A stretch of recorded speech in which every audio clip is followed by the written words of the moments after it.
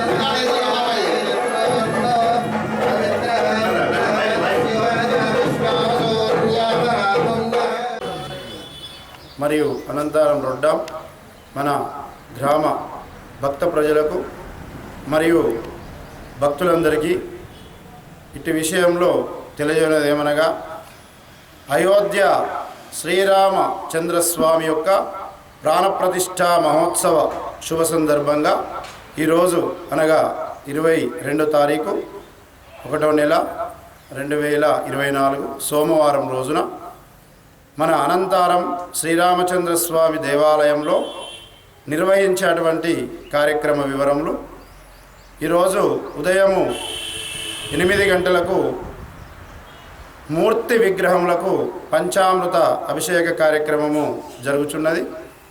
తదనంతరం ఉత్సవ విగ్రహములకు పంచామృత అభిషేకము జరుగును.